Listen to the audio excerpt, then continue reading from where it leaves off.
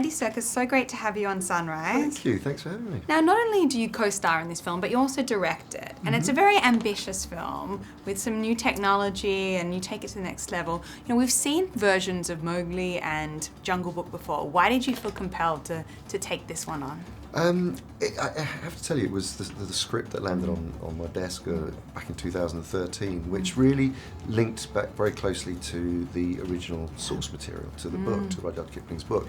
And in that book, and in the script, there really seemed to be this incredible emotional journey of Mowgli, the like of which I'd never seen in any other production. Because I think what happens, or what tends to happen, is that there's such a lot of, quite rightly so, kind of fuss made of the animal characters, but actually Mowgli can sometimes get lost in the journey. And this was really purely about this character who is essentially an outsider, discovering his own destiny and how he fits between two changing worlds. And so for me, it was really a very compelling emotional journey of self-discovery, I suppose. Talking about belonging, which is probably the key theme in this film, which I really connected with, and I think if we're lucky in life, we find where we belong. Yeah. Where do you feel you belong? Where's your happy place? Oh, most definitely with my family. Yeah. I mean, without question. And something like that happens when you first start to have children. Suddenly everything else seems to fall into place, or it did for me anyway. Now, you're a bit of a pioneer in this kind of way of portraying these animals. Tell me a little bit about the technology that you use. So we use performance capture technology, which is basically another set of cameras that record and capture the performance of an actor by means of wearing tiny little retro-reflective markers all over your face, and a head-mounted camera, and actually a suit with markers on as well. And all the cameras that are around you then capture the performance in 360 degrees. How does it change the way you direct and act? It doesn't actually. I mean, you really, it doesn't change, certainly in terms of performing and acting. I mean, a lot of people think, oh, there's some sort of mystery to it, but you're still embodying a character. You're finding physicality for that role. You're climbing into the shoes or paws of a creature or another being.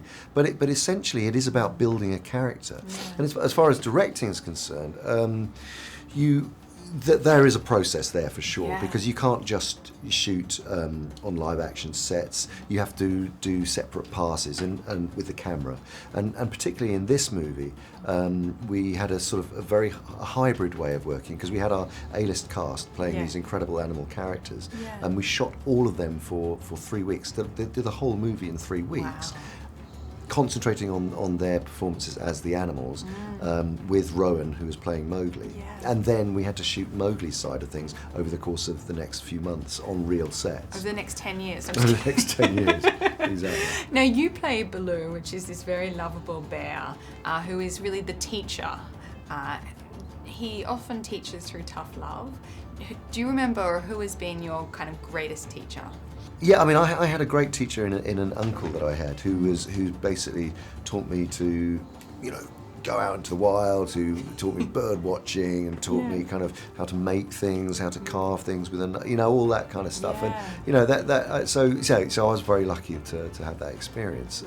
But Baloo in our version, it's kind of less focuses on the lovable kind of cute side of the kind of the happy, almost hippie bear in the way that he's presented, because in the book he is a lot tougher. I mean, he's almost like a drill sergeant. He's very military, and actually Rudyard Kipling, I think, was also drawing from. He wrote a lot of poems and stories about soldiers in colonial India. And I wanted to bring some of that into Baloo. There's this sense of him being a sergeant major. Yeah, he was not all like lovable, drinking honey from. No, certainly not. No, I mean he wants to ensure the survival of the wolf cubs and of Mowgli, and he is affectionate towards him, but it's hidden between these kind of layers of toughness. Tough love. Yeah, that's great. Well, congratulations. It's beautiful to watch. Oh well. And quite fierce as well, isn't it? It's quite fierce. I like that.